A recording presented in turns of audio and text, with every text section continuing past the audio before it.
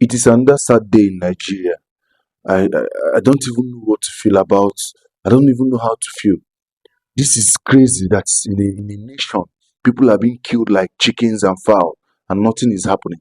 The federal government is not doing anything. In my own opinion, I think the government is allegedly, you know, indicted. They are kind of in this with these terrorists because there's no way you can tell me that they don't know where these people are and they don't know how to go about them. The Department of State Security Services, you want to tell me you cannot track these people that are mostly illiterates? They don't know anything. They don't even understand how geography works. But we have experts in the Nigerian military. We have experts in the security agencies. If the government is not allegedly complicit in what is happening, tell me why. Tell me why these people, they go under the radar, they come, they kill, they steal, they loot, they destroy, and then nothing is happening. Yesterday, after the Palm Sunday, around 7:30 at Angwan Rukuba area of Jos, Plateau State, these jihadists came and we are slaughtering people, shooting sporadically, killing people in this country on the eve of Palm Sunday, on the birthday of our president. Because these are symbolic things. This is part of symbolism. They did it on the eve of Palm Sunday to an area predominantly, predominantly Christian area in Jos, Plateau State. And then on the birthday of our president, for this to happen on Palm Sunday Eve, shows that, and is really targeted at Christians. They're targeting Christians because this is a predominantly Christian area in Jos, Plateau State. So they are just telling you that you can't even have Palm Sunday. You can't. These extremist jihadists tell you that they cannot allow you to have Palm Sunday. I thought we are in a democracy. If where anybody can flourish and prosper, and then the lives and properties of citizens are being protected by the government. But it's not what is happening. And this attack happening on the birthday of our president is telling him that you can't do anything. We have you in our pocket. I don't know, but I think it just seems like there is a deal the president made, allegedly, with these people that they can do anything they want without any checkmate. Nothing is happening. People have been murdered. The people that left their house probably went to church and did not think that they would lose their lives on that day. And there was a video, there's a heartbreaking video. I don't know if it's safe on YouTube, of a woman talking to the dead body of her child, of her son, to be precisely. The woman was so heartbroken. She was talking to the dead body of her son. This is mind-boggling. I don't even know how to feel on this Monday that my fellow Christians or my fellow humans, fellow citizens of Nigeria are being killed on a daily basis. We are producing war casualty numbers when we are not even at war, officially at war. That is how crazy this whole thing is in Nigeria. We are producing war casualty of war numbers when we are not even officially at war. When will this killing stop? When will our government rise up and protect its citizens? The basic work of the government is to protect the lives and properties of its citizens. But so far, the government has failed.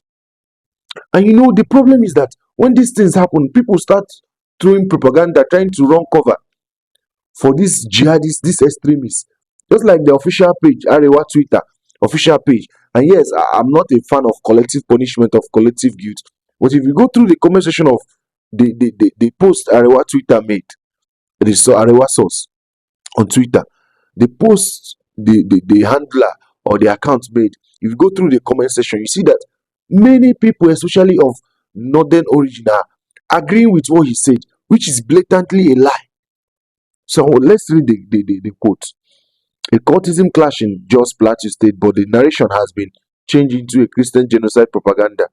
And international media is already reporting it without waiting for official statement from the Nigerian authorities. They are trying to burn down the country. It shows them that we have citizen journalism, we have the internet, is a decentralized information ecosystem whereby we don't need to wait for our eyes, we don't need to wait for channel to find a way to filter the story.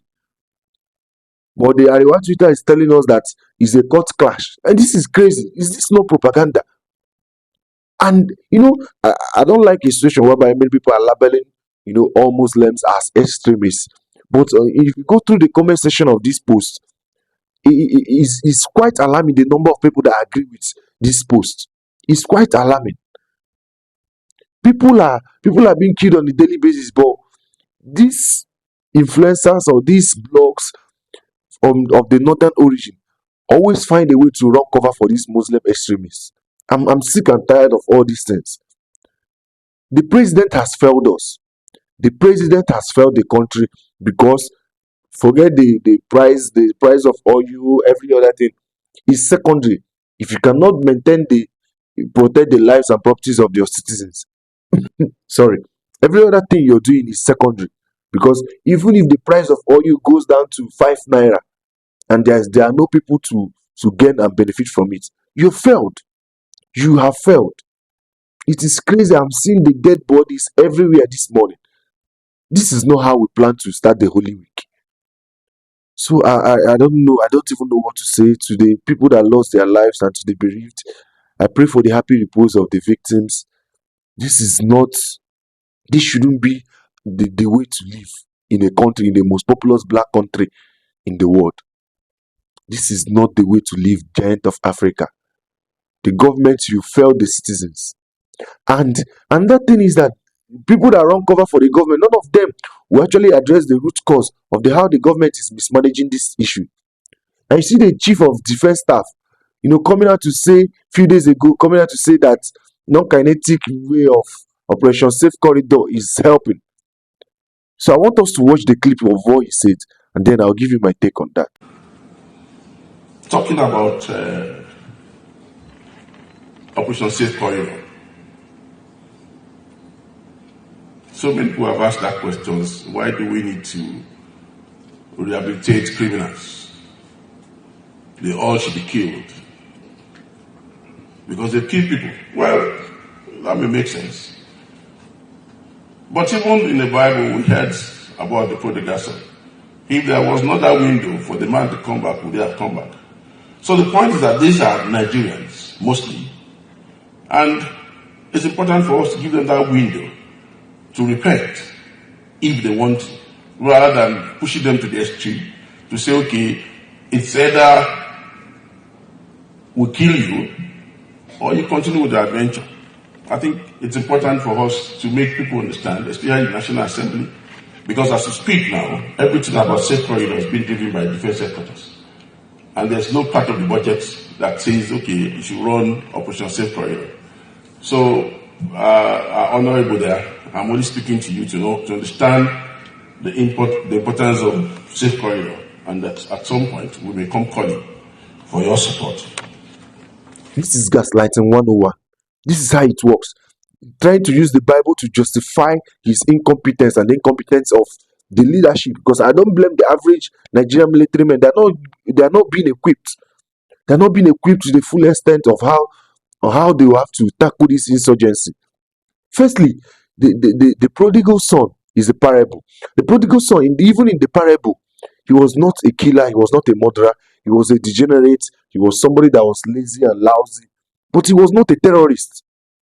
But trying to, equate the prodigal son and these Muslim extremist jihadists, and they call them bandits. These people are terrorists.